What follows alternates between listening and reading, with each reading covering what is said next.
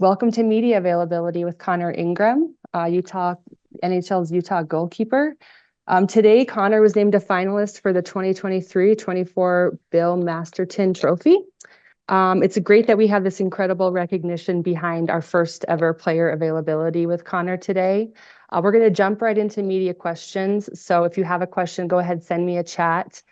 Raise your hand if your chat function isn't working, and I'll just go in the order I receive things. But as you come off mute, make sure you introduce yourself so that we can kind of start getting to know one another. Connor can start getting to know the media here in Utah. With that, we can go ahead and get started. I'll have Ryan Miller start us off. Hey, Connor, it's Ryan Miller from KSL.com. Just kind of what was your initial reaction to being named a finalist? It was exciting. I mean, it was the first time in my career I've ever had a chance to win something. So it was super exciting, and it's a pretty big honor. Steve from the AP. Hey, Connor, congratulations on this. I know a few years ago you obviously went into the player assistance program and kind of were able to share your story. I'm wondering, what do you remember about that experience and just how helpful it was to kind of have that program to be able to kind of get back to hockey? Yeah, I mean, I didn't know really the program existed when I entered. You can't enter the program unless you're in the NHL, and I'd never been in the NHL. I was lucky enough I was on the taxi squad during COVID, so technically that's why I was allowed to go. Players in the American League or the other leagues, we can't access it, so I didn't know it existed.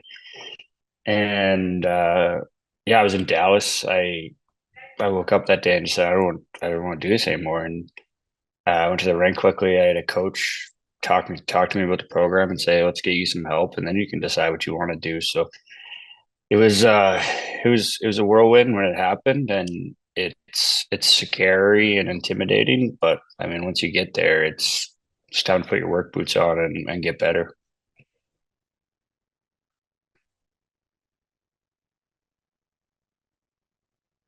Go ahead, Ryan.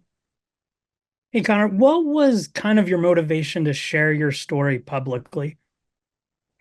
I didn't have much of a choice. For some people, when they enter the program, the NHL puts it out. So uh, I didn't really have a choice. There was no choice to be private about it.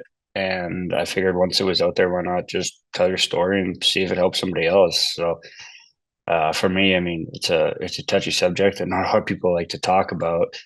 But it is what it is. And I mean, I'm not the only guy that deals with things like this. And I think that's kind of what we need to realize now is almost everybody's going to go through something like this at some point in their life. And why can't we talk about it?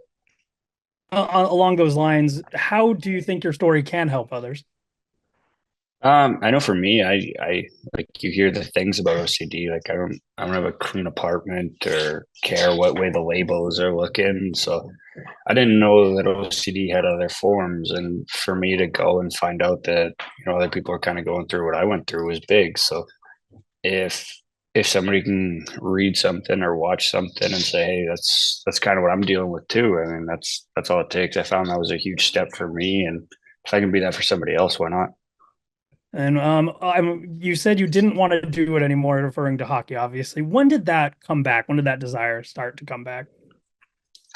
Once I got healthy, I would say, after it happened, I went back to Chicago and we were playing in the American League in a practice facility during COVID. Like it's not hockey. It was a way to keep us all there and keep us active in case one of the big clubs needed us. So it was hard those first couple months back, but that summer I restarted completely. I sold my house here. I changed my whole life, and I just went back to Nashville. Actually, I was here for my brother's wedding, and then I took off, and I was there. I had a great sports psychologist. I had the people in Nashville to help me, so I knew that was going to be a better place for me to restart and kind of get my feet back underneath me. And I think that's when I started looking forward to playing hockey again. Was when I felt normal.